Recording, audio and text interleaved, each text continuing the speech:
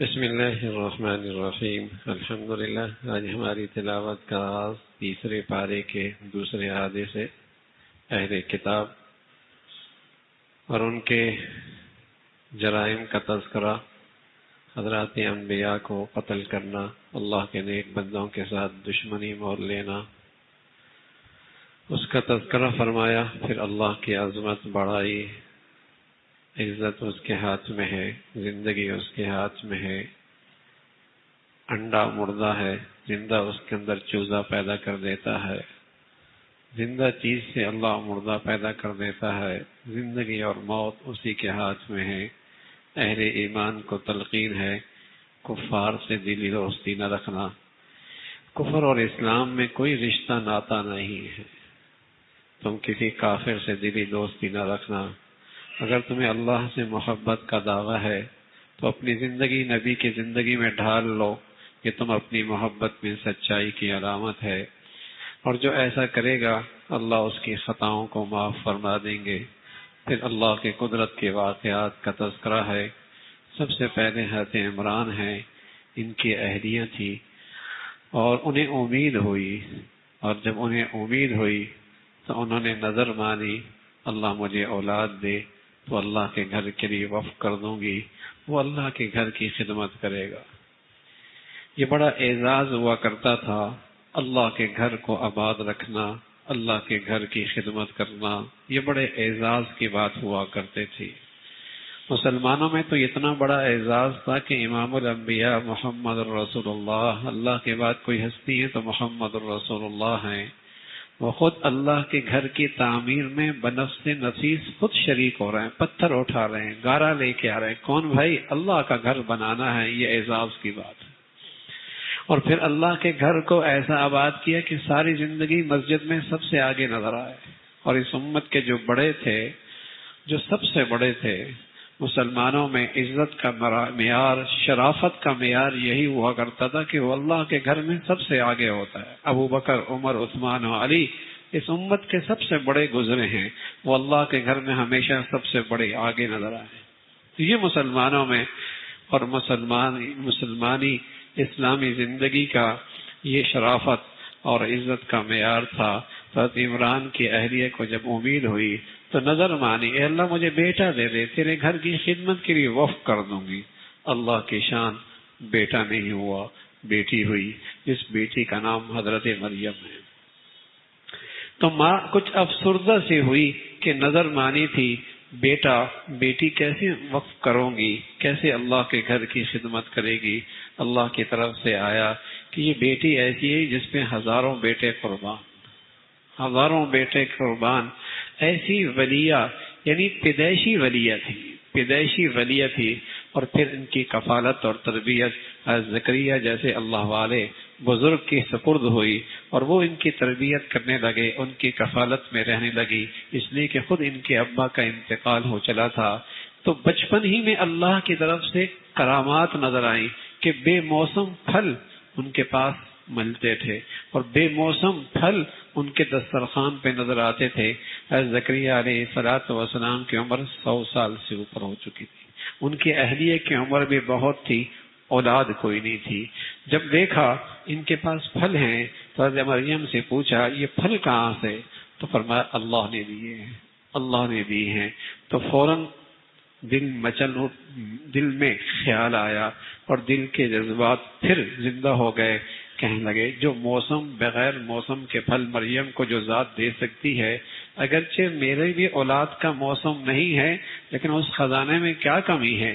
فوراً اللہ کے سامنے شکستہ دل کے ساتھ دعا کر دی، اے اللہ آپ مریم کو بغیر موسم کے پھل دے سکتے ہیں، اگرچہ میری اہلیہ اور میرا موسم اولاد کا نہیں ہے، میری عمر بھی 100 سال ہو گئی، میری بیوی بھی بوڑھی ہو چکی ہے، لیکن مولا تیرے در پہ مایوسی تو کوئی نہیں ہے نا۔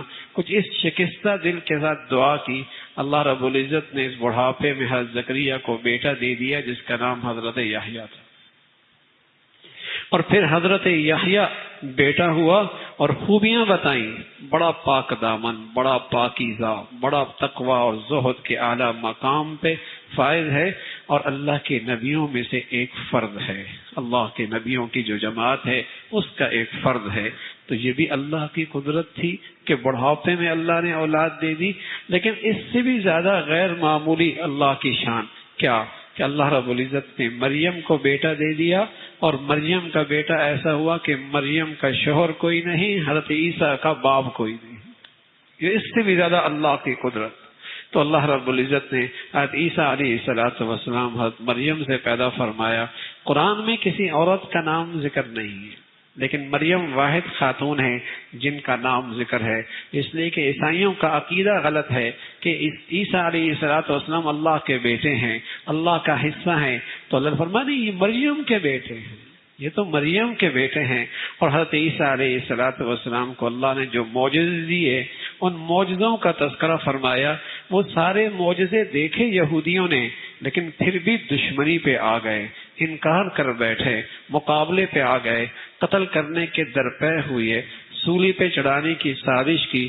اللہ اللہ ہے، یہودیوں نے ختم کرنا چاہا، اللہ نے بچانا چاہا، انہوں نے بھی تدبیر کی، اللہ نے بھی تدبیر کی، لیکن اللہ کی تدبیر سب سے بہتر ہوا کرتی ہے۔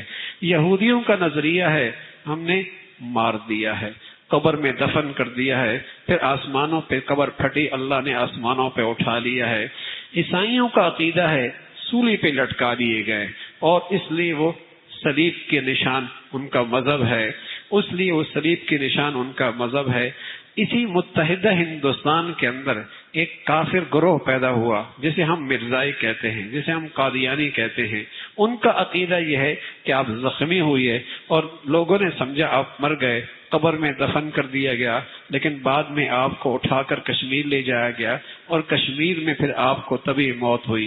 یہ ان کا عقیدہ ہے۔ لیکن مسلمانوں کا عقیدہ کیا ہے؟ اہل سنت والجماعت کا عقیدہ کیا ہے؟ قرآن کیا کہتا ہے؟ قرآن کہتا ہے اللہ نے آسمانوں پہ اٹھا دیا اور زندہ اٹھا لیا، اور قرب قیامت سے پہلے اللہ پھر دوبارہ اتاریں گے اور پھر زندگی گزاریں گے، اور پھر حضرت عیسیٰ علیہ السلام پر طبعی موت آئے گی۔ تو اس کا تذکرہ فرمایا، حضرت عیسیٰ علیہ السلام کی عظمت اور شان کا تذکرہ ہے۔ پھر وہ جو نجران سورہ آل عمران ہے، اس کے آغاز میں ایک وفد نجران سے عیسائیوں کا آیا تھا۔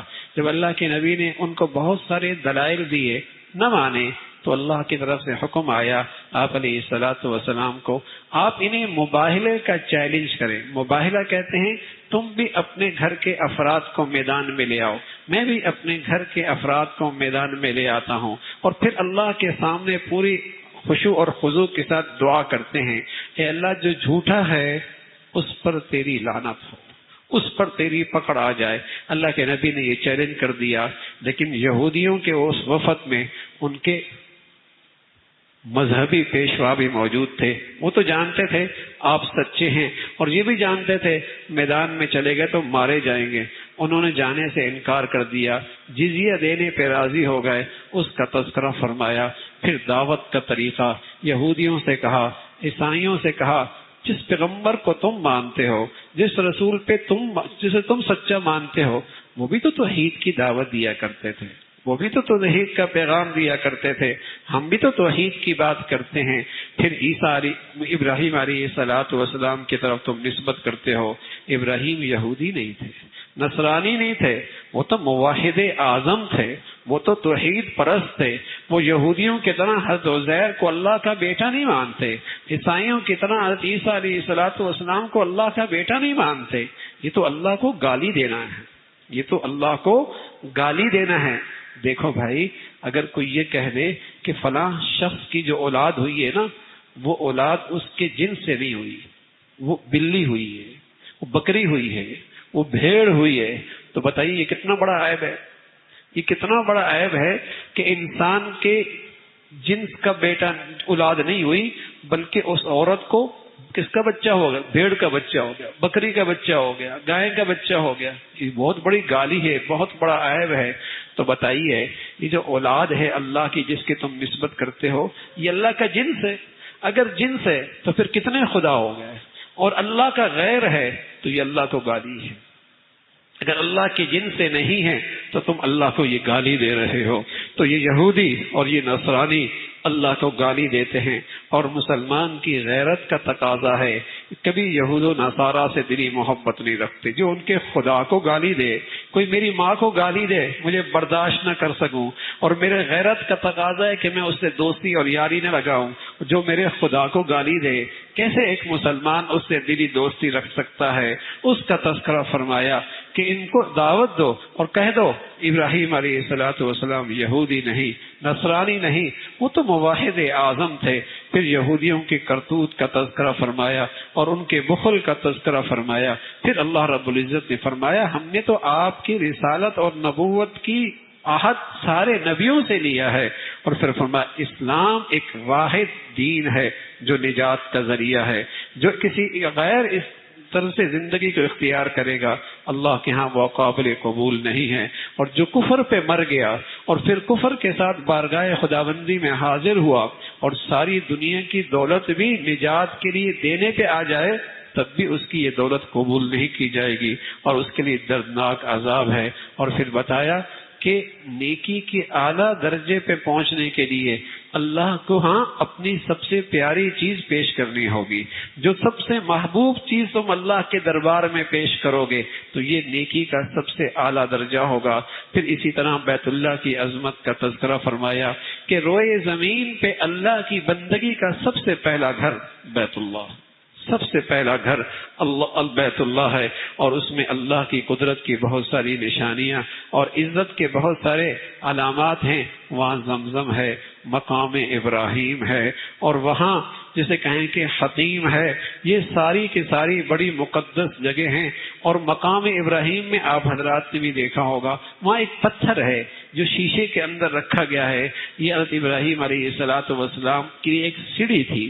جب بیت اللہ کی تعمیر کرتے یہ خود بہت اوپر ہو جایا کرتا تھا، اور جب تعمیر میں آپ کو نیچے کام کی ضرورت پڑتی تو یہ پتھر خود بہت نیچے ہو جایا کرتا تھا. یہ اللہ نے آپ کو معجزہ دیا تھا. وہی پتھر کا نشان وہاں موجود ہے. فرمایا یہ مقام ابراہیم بھی ہے، یہاں حتیم بھی ہے، یہاں زمزم بھی ہے. یہ بیت اللہ اللہ کے گھر میں روئے زمین پر بندگی کا پہلا گھر ہے. پھر ایمان والوں سے کہا ایمان والوں کفار کی اطاعت نہ کرنا. کتنی ان کی مانو گے وہ تو پھر بھی راضی نہیں ہوں گے. وہ تم سے اس وقت راضی ہوں گے جب تم اسلام چھوڑ کے کفر اختیار کرو گے. اے ایمان والو اللہ سے ڈرو اور آپس میں فرقہ بندی میں، گروہ بندی میں تقسیم نہ ہو. اللہ کی رسی مضبوط سے پکڑو گے ہدایت کی، ایمان کی. یہی تمہاری اتحاد اور اتفاق کی بنیاد ہے. جس دن تم دینی ایمانی زندگی سے دور ہو گئے پھر تم گروہوں میں اور جماعتوں میں اور فرقوں میں اور نہ جانے کن کن گروہوں میں، زبانوں پہ، علاقوں پہ، وطنیت کی بتوں میں تقسیم ہو کے رہ جاؤ گے. جو تمہاری اصل طاقت تھی، جو تمہارا اصل فخر تھا، جو تمہاری اصل روب تھا، وہ سب ختم ہو کے چلا جائے گا. تمہاری وحدت اور تمہارا اتفاق کی بنیاد اسلام ہے، ایمان کی زندگی ہے، قرآن ہے. اسے مضبوطی سے پکڑو. اور پھر فرمایا تم میں کچھ لوگ ایسے بھی ہونے چاہیے جو زندگیاں وقف کر دیں، جن کا کام ہی یہی ہو برائی سے روکنا، اچھائی کی طرف بلانا. اور اس کا تذکرہ فرمایا کل قیامت میں کچھ چہرے چمکتے ہوئے ہوں گے، پتہ چلے گا یہ کامیاب لوگ ہیں. اور کچھ چہرے سیاہ ہوں گے، وہ ہوں گے جن کی زندگیاں بدعملی پہ گزری ہوں گی. اور فرمایا یہ امت تو بہت معزز امت ہے اور اللہ کے ہاں اس کا بڑا مقام ہے، اس لیے کہ یہ ایمان کے ساتھ ساتھ صرف اپنی دینی زندگی کی فکر نہیں کرتی. یہ امت تو دین کی پاسبان ہے، اسلام کی محافظ ہے، اور دین کی اشاعت اور اسلام کی خدمت اس کی ذمہ داری ہے. اس لیے اللہ رب العزت نے اس امت کو بڑا مقام عطا فرمایا. پھر فرمایا یہودی سب ایک جیسے نہیں ہوتے، کچھ ایسے بھی ہوتے ہیں سلیم الفطرت ہوتے ہیں، ایمان لے آتے ہیں، اسلام قبول کر لیتے ہیں. اللہ رب العزت کے ہاں ان کا بڑا مقام ہے. اس کا تذکرہ فرمایا کفار کو دلی دوستی نہ رکھنا، ان کو اپنا مشیر نہ بنانا، اس لیے کہ وہ کبھی تمہارے ساتھ مخلص نہیں ہو سکتے. وہ تمہارے لیے برائی ہو تو خوش ہوتے ہیں، تمہیں عزت اور خوشی ملے وہ رنجیدہ ہو جاتے ہیں. ان کے دلوں میں بغض ہے، کبھی کبھی اس کا اظہار ان کے زبانوں پہ ہوتا ہے لیکن اندر کا بغض اس سے زیادہ ہے۔ پھر غزوہ بدر کا تذکرہ ہے جہاں مسلمانوں کی مختصر سی جماعت ہے لیکن ہے اللہ کی وفادار، ہے وہ جماعت اللہ کی فرما بردار، ہے وہ اللہ کے دین پہ چلنے والی چھوٹی سی جماعت، بڑا سا دشمن کا لشکر۔ اللہ رب العزت نے اس چھوٹی سی جماعت کی مدد اور نصرت فرمائی، آسمان سے فرشتے اتارے اور مسلمانوں کو پیغام دیا، تم اللہ کے بنو پھر اللہ تمہارے ساتھ ہو جائے گا، تم اللہ کے بنو پھر اللہ تمہارے ساتھ ہوگا۔ اور ایمان والوں کو تلقین فرمائی، سود نہ کھانا، اللہ سے ڈرنا، اللہ سے ڈرنا، سود نہ کھانا۔ اور پھر تلقین فرمائی، جنت متقی لوگوں کے لیے ہے، جنت متقی لوگوں کے لیے ہے۔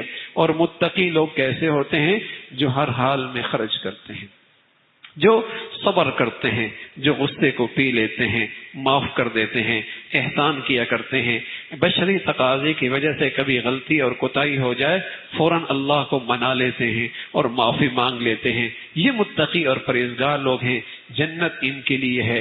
پھر 55 آیات کے اندر غزوہ احد کا تذکرہ ہے، اور یہ ایک بڑا امتحان اور آزمائش والا غزوہ تھا جہاں مسلمان ابتداءً غالب ہو رہے تھے اور ابتداءً مسلمانوں کو فتح مل رہی تھی، لیکن اللہ کی شان آزمائش آ گئی، کچھ قصور ہو گیا، کچھ بھول ہو گئی۔ صحابہ جن کو جبل رماد پہ اللہ کے نبی نے کھڑا کیا تھا اور فرمایا تھا یہاں سے ہلنا نہیں، وہ خطا کر بیٹھے، غلطی کر بیٹھے اور وہاں سے آ کر مال غنیمت جمع کرنے لگے تو ایک بڑی آزمائش مسلمانوں پہ آ گئی۔ وہ فتح شکست کی صورت بننے لگی اور وہ کامیابی ناکامی کی صورت بننے لگی۔ 70 صحابہ شہید ہوئے اور کئی سارے مسلمان اور صحابہ وہاں زخمی ہوئے، اور وہاں اللہ کے نبی کا پیارا چچا حضرت حمزہ رضی اللہ تعالیٰ عنہ وہ بھی شہید ہوئے، اور شہادت بھی بڑی دردناک تھی۔ جسم کا ایک ایک ٹکڑا کاٹ دیا گیا اور یہاں تک کہ آپ کا کلیجہ چبا دیا گیا، آنکھیں نکال دی گئی، ناک کان کاٹ دیے گئے۔ اللہ کے نبی صلی اللہ علیہ وسلم بھی بڑے غمگین ہوئے۔ اللہ کی طرف سے جبرائیل امین آیا، فرمایا سب شہید ہوتے ہیں اور سب کو اللہ شہادت کا بلند مقام دیتا ہے، لیکن آپ کے چچا کا مقام بہت اونچا ہے۔ یہ سید الشہداء سارے شہیدوں کے تاج ہیں، سردار ہیں اور ان سب کے امام ہیں، سید الشہداء ہیں۔ اس کا تذکرہ فرمایا حضرت حمزہ رضی اللہ تعالیٰ عنہ، اور پھر ایمان والوں سے کہا ایمان والوں ہمت نہ ہارنا، حوصلہ نہ ہارنا، ہمت نہ ہارنا، حوصلہ نہ ہارنا، سر بلند تم ہی رہو گے اگر تم ایمان والے ہو، اگر تم یقین والے، ہمت نہ ہارنا، حوصلہ نہ ہارنا۔ یہ میدانوں کے اندر کبھی اونچ نیچ ہو جایا کرتی ہے اور اس میں اللہ کی بڑی حکمتیں ہوتی ہیں۔ ایک تو تمہیں شہادت کا مرتبہ دینا ہوتا ہے، اور دوسرا جب کفر بڑھتا ہے تو وہ اللہ کی پکڑ میں آتا ہے، پھر ایک وقت آتا ہے اللہ اسے مٹا دیتا ہے۔ پھر اللہ کے نبی صلی اللہ علیہ وسلم غزوہ احد میں خود بھی شہید ہوئے اور جا کے ایک پہاڑ پہ جا کے پناہ لی، لیکن خبر پھیل گئی کہ آپ شہید ہو گئے، آپ شہید ہو گئے۔ جب یہ آواز بلند ہو گئی تو صحابہ ان کی ہمتیں ٹوٹنے لگی، حوصلہ کمزور ہونے لگا، تو فوراً پیغام آیا کہ اللہ کے نبی تو اللہ کے رسول ہیں، پہلے بھی رسول آئے، بعد میں بھی آئے، آپ بھی چلے جائیں گے دنیا سے، کیا تم اپنے دین سے ہٹ جاؤ گے؟ انبیاء علیہ الصلوۃ والسلام تو اللہ کے دین کی خاطر جہاد کیا کرتے ہیں، قتال کیا کرتے ہیں، اور جب ان سے کوئی آزمائش آ جائے تو فوراً اپنی خطاؤں پہ نظر رکھتے ہیں اور اللہ سے معافی مانگتے ہیں۔ پھر اللہ نے اہل ایمان سے کہا ہمیشہ اللہ کی اور اللہ کے رسول کی اطاعت کرو۔ پھر احد کے میدان کا وہ منظرنامہ، جب صحابہ کچھ میدان سے پیچھے ہٹنے لگے، اللہ کے نبی انہیں بلانے لگے اور وہاں ایک شکست کا ماحول تھا، تو وہاں منافقین کو بولنے کا موقع ملا، پروپیگنڈا کرنے کا موقع ملا کہ تمہیں کس نے کہا تھا میدان میں جاؤ، تمہاری طاقت 700، دشمن کی طاقت 3000، یہ کوئی مقابلہ ہوتا ہے؟ ہماری مانتے تو آج یہ آزمائش نہ آتی، تمہارے لوگ شہید نہ ہوتے، تم زخمی نہ ہوتے۔ تو اللہ رب العزت نے جواب دیا موت میدانوں میں نہیں ہوا کرتی، موت تلواروں کے نیچے نہیں ہوا کرتی، تم گھروں کے اندر بھی محفوظ قلعوں میں رہو گے، موت کا جب وقت آئے گا تو موت آ کے رہے گی، موت آ کے رہے گی۔ صحابہ پر بڑی آزمائش آئی، لیکن سبحان اللہ، اللہ کے ہاں صحابہ کا بڑا مرتبہ ہے، بڑا ہی مرتبہ ہے۔ جہاں قصور آیا فوراً وہاں اللہ کی طرف سے پیغام بھی آیا، ہم نے معاف کر دیا، فوراً وہاں پیغام بھی آیا، ہم نے معاف کر دیا، اور اس امت کو سبق دیا۔ دیکھو جن کے دل سیاہ ہوتے ہیں نا، کہیں ایسا نہ ہو وہ صحابہ پہ انگلی اٹھائیں، کہیں صحابہ پہ اعتراض کریں، اس لیے کہ صحابہ پورے دین کے پاسبان ہیں، اور صحابہ واسطہ ہیں دین کا امت تک پہنچنے کا۔ خدا نخواستہ اگر یہ واسطہ متنازع ہو گیا، سارا دین متنازع ہو جائے گا، سارا دین متنازع ہو جائے گا۔ اس لیے جہاں قصور ہوا بشری تقاضے کی وجہ سے، فوراً اللہ نے معافی کا بھی اعلان کر دیا، اور قرآن کی کئی ساری آیتوں میں یوں کہہ دیا، رضی اللہ، ہم ان سے راضی ہیں، ہم ان سے راضی ہیں۔ اور اللہ کے نبی صلی اللہ علیہ وسلم کو تلقین فرمائی، آپ ان سے مشورہ بھی کریں تاکہ ان کی دل جوئی ہو جائے، آپ ان سے مشاورت بھی کیا کریں تاکہ ان کا دل بڑا ہو جائے۔ کہیں ایسا ہو کہ یہ اندر ہی اندر دکھی ہو کہ اللہ کے نبی کہیں ہم سے ناراض تو نہیں، آپ ان سے مشورہ کر لیا کریں۔ اور ساتھ فرمایا یہی تو آپ کی خوبی ہے، آپ نرمی کرنے والے ہیں، آپ کے مزاج میں بڑی نرمی ہے، تبھی تو یہ عشاق پروانوں کی طرح آپ کے ارد گرد رہتے ہیں۔ اگر آپ سخت مزاج ہوتے تو یہ سب آپ سے بکھر جاتے اور کوئی آپ کے قریب نہ آتا۔ یہی تو آپ خوبی ہے، آپ نرم دل ہیں، نرم مزاج ہیں، درگزر کرنے والے ہیں۔ یہ عشاق آپ کے ارد گرد پروانوں کی طرح رہتے ہیں۔ پھر اللہ رب العزت نے ان کا تذکرہ فرمایا جو یہودی تھے، جو مالوں میں بخل کیا کرتے تھے۔ جب اللہ کے نبی صلی اللہ علیہ وسلم کسی غزوے کے موقع پہ تلقین کرتے، ترغیب دیتے، کون ہے اللہ کے راستے